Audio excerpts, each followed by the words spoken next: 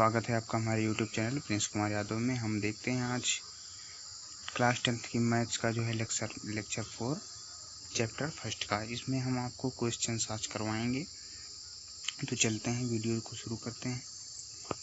तो सबसे पहले हम देखते हैं, एक क्वेश्चन को लेते हैं। तो हम जैसे एक क्वेश्चन को ले लेते हैं। पहला क्वेश्चन है हमारा कि यूक्लिड विभाजन प्रमेय का। आप लोग पढ़े होंगे, हम पहला लेक्चर अगर ना पढ़े हों आप लोग तो पहला लेक्चर हमारा देखिए, उसमें हमने दूसरे लेक्चर में हमने अच्छे से उसको समझाया है। पहले में तो रियल नंबर का जो है इंट्रोडक्शन दिया है, तो मतलब 1 बाय 1 हमारा लेक्चर देखेंगे तभी आपको ये आगे के क्वेश्चंस में मज़ा आने वाला है। चलिए देखते हैं। जैसे दो संख्याएं ले लेते हैं, 450 एंड 45। ये दो संख्याएं मान लीजिए ले लेते हैं। इन दोनों का हमें क्या याद करना है? HCF। हमें क्या याद करना है बच्चों? HCF। तो देखते हैं किस तरह याद करेंगे। तो चलते हैं। सबसे पहले हम क्या करेंगे, जो इसमें और इसमें जो दो संख्याएं हमें दी रहेंगी, एक संख्या हमारी ये दी गई है, एक संख्या हमारी ये दी गई है। इन दोनों में हम देखते हैं कि जो संख्या, पहला स्टेप हम जो लिखेंगे उसमें जो संख्या बड़ी है उसको पहले पहचान लेंगे। तो संख्या हमारी 450 है, बड़ी है किससे? 45 से। ये हमारा पहला स्टेप हो जाएगा। यहाँ स्टेप 1 लिख दीजिएगा आप लोग हल में। जब आप सॉल्यूशन इसका लिखेंगे तो इसको जो है सॉल्यूशन में आप लिख दीजिएगा स्टेप फर्स्ट। क्या हमने देखा, क्या डिस्कवर किया कि 450 इज ग्रेटर देन 45। तो आगे चलिए देखते हैं। तो पहला स्टेप ये हो जाएगा। इसके बाद क्या होगा, सेकंड स्टेप में हम मानेंगे अब जो बड़ी संख्या होगी। सेकंड स्टेप में हम मानेंगे जो बड़ी, ये हम यूक्लिड विभाजन प्रमेय से बता रहे हैं। तो जो बड़ी संख्या होगी उसे जो है हम क्या मानेंगे? भाज्य।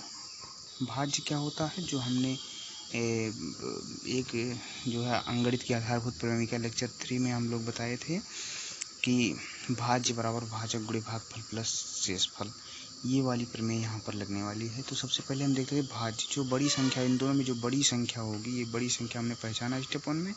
450 बड़ी है 45 से, तो उस 450 को हम जो है भाज्य मान लेंगे। तो 450 को यहाँ पर लिखेंगे भाज्य के रूप में। उसके बाद बराबर लगाएंगे।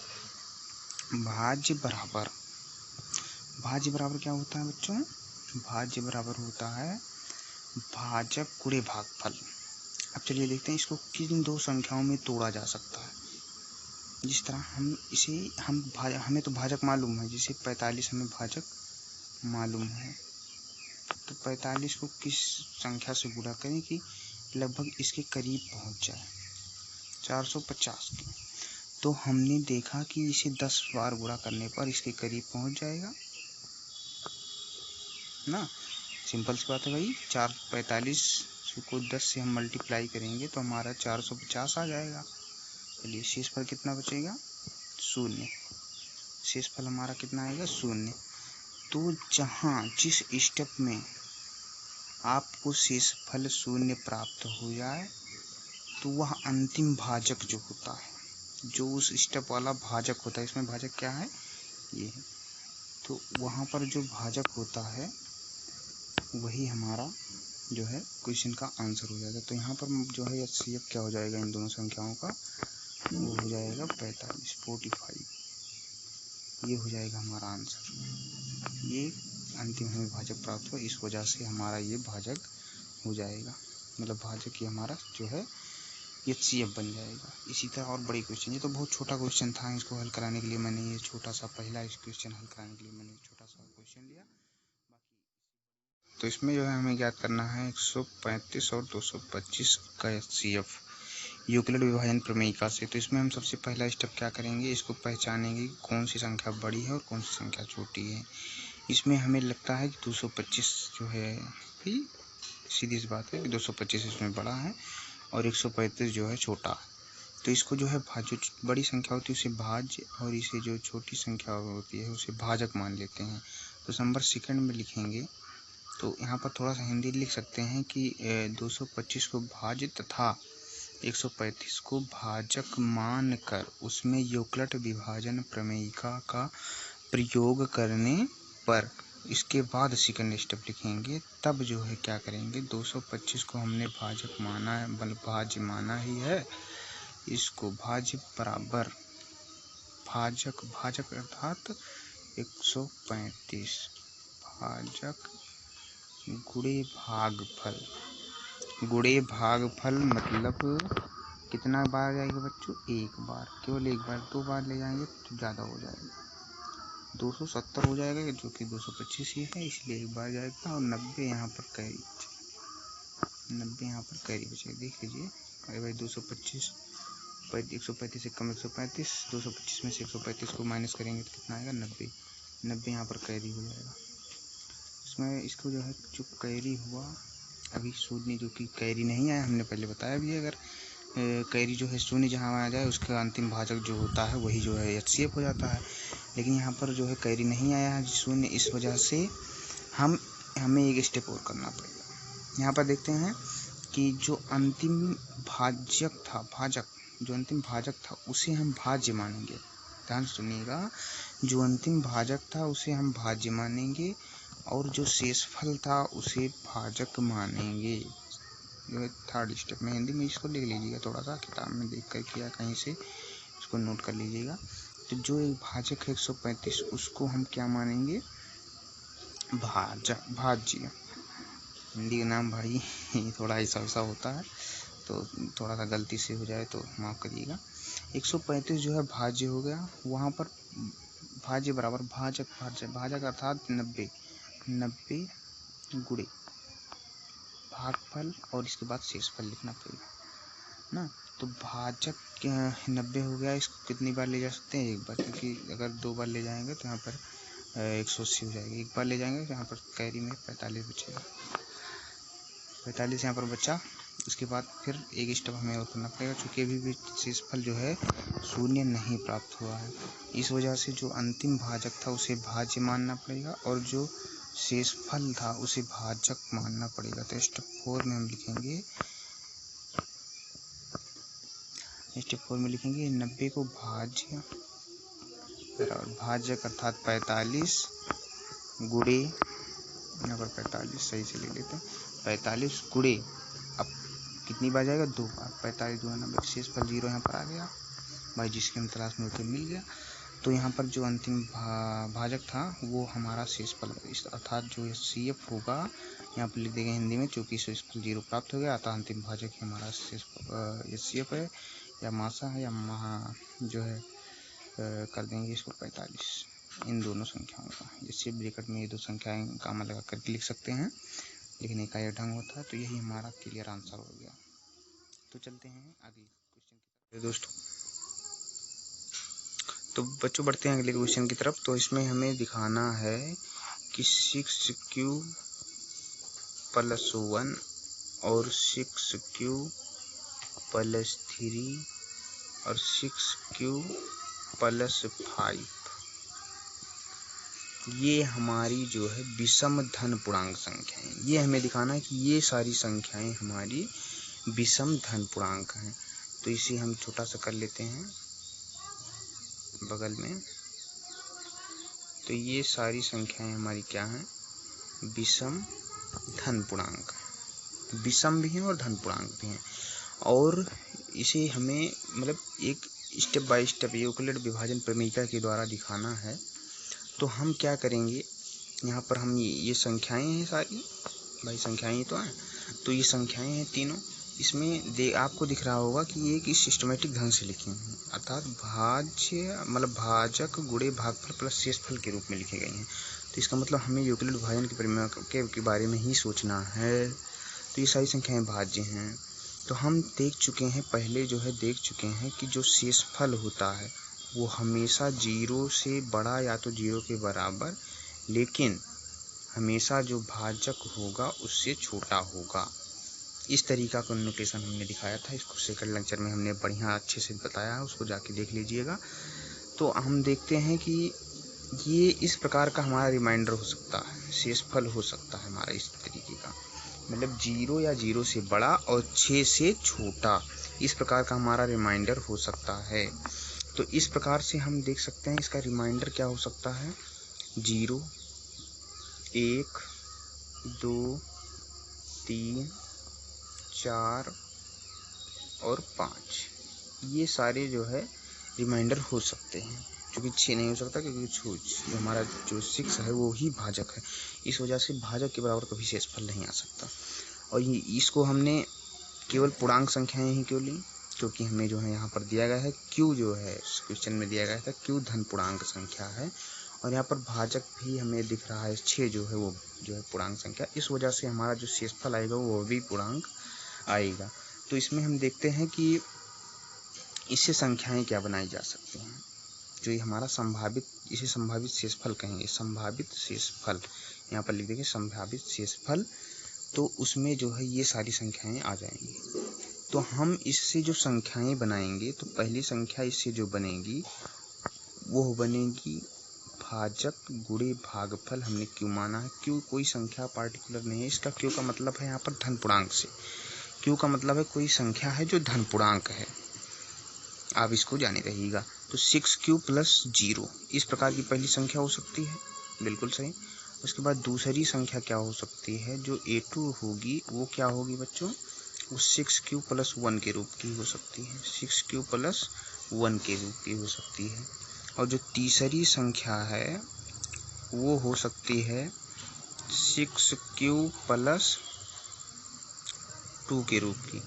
और जो तीसरी संख्या मतलब चौथी संख्या है वो हो सकती है 6q + 3 के रूप की।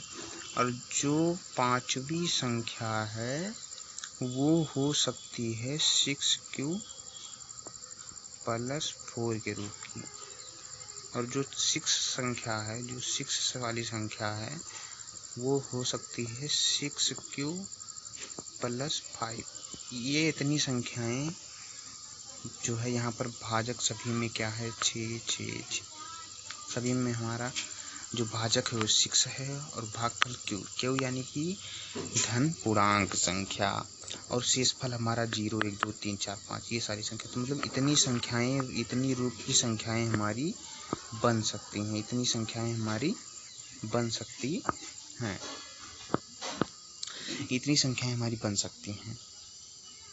तो हम देखेंगे कि इसमें जो हमारा कंडीशन दिया हुआ है कि इसको दिखाना है कि ये धनात्मक विषम पूर्णांक है। तो इसमें देखिए विषम संख्या का मतलब होता है जो 2 से ना कटे, और सम इसी के विपरीत होता है जो 2 से कट जाए।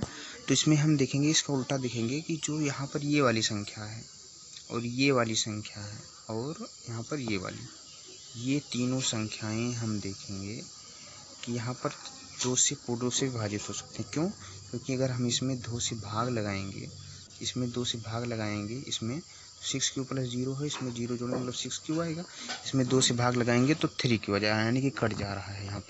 यहाँ पर इसमें भी 2 कॉमन ले सकते हैं, इसमें इस वाली संख्या में 2 कॉमन ले सकते हैं, 3q + 1 बचेगा, 2 से 2 कट जाएंगे। यहाँ पर मतलब यह भी संख्या हमारी 2 से विभाजित हो रही है, और ये इसकी नीचे वाली संख्या मतलब पांचवी संख्या भी हमारी 2 से, क्योंकि 2 से दोनों से कॉमन ले सकते हैं और 2 को काट सकते हैं, उसके बाद जो बचेगी वो मतलब हमारी ये भी सम जो है पूर्णांक संख्या है। अब यहाँ पर जो दूसरी, चौथी और छठवीं संख्या हम देखेंगे वो 2 से नहीं कट रही, यानी कि ये संख्याएं जो है विषम पूर्णांक होंगी।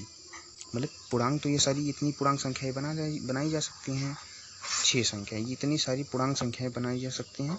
उसमें पहली, तीसरी और पांचवी जो है सम है, जो कि 2 से कट जा रहा है। इसका मतलब जो है अतः हमारा सिद्ध होता है कि जो 6q + 1 है और 6q + 3 है, 6q + 5 है, ये सारी संख्याएं हमारी जो है विषम पूर्णांक हो सकती हैं।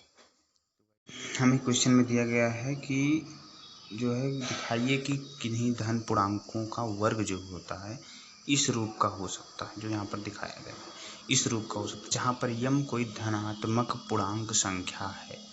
तो माना हमने पहले वाले इसके क्वेश्चन में देखा था कि कोई धन पूर्णांक इस रूप का हो सकता है, जिसमें आप यहाँ पर जो है 3 है, तो इसका मतलब जो है शेषफल कितना होगा, 0 1 या 2, इतनी ये 3 संख्याएं जो है शेषफल हो सकती है। यहाँ पर 2 लिखा है, मतलब 3 लिखा है, तो 3 के पहले जो है ये इतनी संख्याएं आती हैं, ये शेषफल में हो सकता है। मैंने पहले इसके जो है इस क्वेश्चन में समझाया।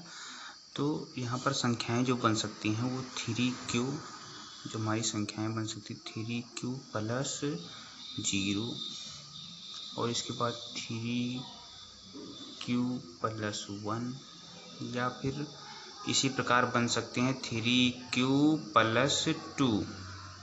ये संख्याएं जो है 3 संख्याएं बन सकती हैं।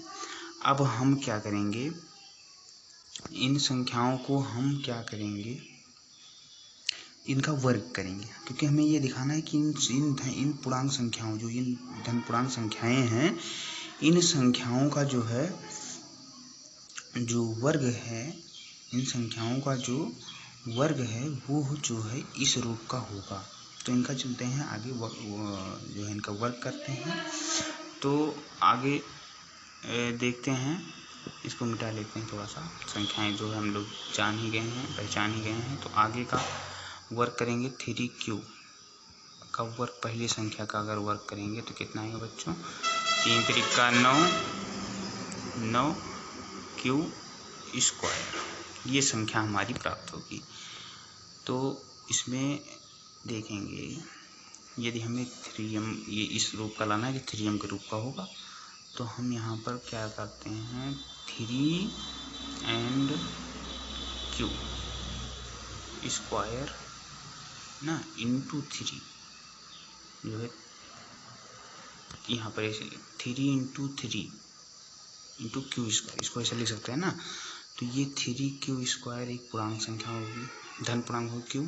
क्योंकि यहाँ पर q पहले से हमको पता है, q जो है धन पूर्णांक संख्या है, उसका वर्ग क्या होगा, वो भी धन पूर्णांक होगा, उसको 3 से गुणा करेंगे वो भी धन पूर्णांक होगा। अर्थात जो यम, इसको मान लेंगे यम, तो यहाँ पर यम हो मानने में कोई जो है परेशानी नहीं, क्योंकि यम यहाँ पर दिखाया गया है कि यम धन पूर्णांक संख्या है। अर्थात जो 3m के रूप को लिख सकते हैं, इसके वर्ग को हम 3m लिख सकते हैं। तो ये पहला चीज़ हो गया हमारा। उसके बाद जो है क्या देखते हैं, अब इसके बाद देखते हैं जो है दूसरी संख्या 3q प्लस 1 हमारी थी, इसका वर्ग करते हैं। तो इसका वर्ग करेंगे तो क्या आएगा बच्चों, 3q मतलब 3 त्रिका 9 q स्क्वायर, इसका वर्ग कर लेते हैं, प्लस 1 का स्क्वायर प्लस 6q, ये हमारा जो है a प्लस b का होल स्क्वायर, ये फार्मूले से हम इसको जो है प्रसार कर लेंगे, इसको खोल देंगे ब्रैकेट को। तो 9q square plus 1 plus 6q इस रूप का आ जाएगा हमारा। तो यहाँ पर हम देखते हैं इन दोनों संख्याओं में हम देखते हैं कि यहाँ पर हमारा 3 जो है कॉमन है। इन दोनों संख्याओं में यहाँ पर 3 जो है कॉमन लेते हैं। तो 3 जब कॉमन लेंगे बच्चों, तो यहाँ पर 3q स्क्वायर बचेगा, यहाँ आगे वाली संख्या में बचेगा कि नहीं बचेगा बच्चों, ठीक है, ये इसमें बचेगा ना, और प्लस यहाँ पर 2 एंड साथ में q बचे, ये बचेगा कि नहीं, और बाद में प्लस 1 लिख देंगे, इसको प्लस 1 तो बचा है वैसे ना। तो यहाँ पर हम देखेंगे जो है 3q स्क्वायर प्लस 2q, ये ब्रैकेट में आ रहा है। अब देखिए इसको देखते हैं ये पूर्णांक है कि नहीं है। तो यहाँ पर देखते हैं कि q चूँकि पूर्णांक है, उसका वर्ग पूर्णांक 3 से गुणा होगा पूर्णांक, उसमें कोई ये पूर्णांक को 2 से गुणा करेंगे वो भी पूर्णांक, तो ये दोनों जब पूर्णांक है उसका योग भी पूर्णांक होगा। अर्थात इसको यम के रूप के लिख सकते हैं, अर्थात 3m प्लस 1 इसको जो है लिख सकते हैं 3m प्लस 1 के रूप का। और यहाँ पर इस संख्या को 3m अर्थात हमारा सिद्ध होता है, चूँकि हम लिख सकते हैं, अर्थात हम दिखा सकते हैं, हमारा सिद्ध हो गया है कि कोई धन पूर्णांक संख्या, अर्थात ये इनका वर्ग जो होता है वो ही इस रूप का हो सकता है, अर्थात 3m और 3m प्लस 1 के रूप का, जहाँ यम कोई धन पूर्णांक संख्या है। यहाँ पर यम कोई धन पूर्णांक, इसका मतलब ये नहीं यम का मान यहाँ पर 3q स्क्वायर है, यहाँ पर 3q स्क्वायर प्लस 2q, कोई पूछ सकता है ना यहाँ पर। तो इसका जवाब हमें ये देना है कि यहाँ पर हमें लेना है 3q स्क्वायर क्या हमारा पूर्णांक है, ये भी पूर्णांक, हमें पूर्णांक से मतलब है ना बच्चों, तो उस पूर्णांक को हम यम लिखेंगे ना। तो हमें पूर्णांक से मतलब ये नहीं मतलब कि यहाँ पर दूसरा मान था, इसका यम का मतलब यहाँ पर दिखा रहा है कि यम का मतलब कोई पूर्णांक है, अर्थात ये यूनिवर्सल है, मतलब कि ये इस यम की जगह कुछ भी हो सकता है, लेकिन वह क्या शर्त होगी कि वह पूर्णांक होगा, क्योंकि हमें यहाँ पर पूर्ण रूप से पता है कि पूर्णांक है, क्योंकि हमने पहले माना है कि कोई पूर्णांक संख्या है। तो क्यू जब क्यू का 2 से गुणा करेंगे वो भी पूर्णांक होगा, और यहाँ पर क्यू का वर्ग करेंगे, 9th में आप लोगों ने पढ़ चुका है, क्यू का मतलब कोई पूर्णांक संख्या उसका वर्ग करते हैं तो वो भी पूर्णांक होता है, उसको किसी संख्या से गुणा करते हैं, किसी पूर्णांक संख्या से गुणा करते हैं वो भी पूर्णांक होता है, तो पूर्णांक है ना, किसी पूर्णांक में पूर्णांक को जोड़ते हैं वो भी पूर्णांक होता है। ये जो है संवरक नियम में हम लोग पहले 9th में पढ़ चुके हैं। ठीक है, आगे के क्वेश्चन में हम कल देखेंगे, मतलब अगले वीडियो में देखेंगे। इस वीडियो को यहीं पर रुकते हैं। चलिए, thanks for watching. Please subscribe the channel and press the bell icon for daily notification. Thank you.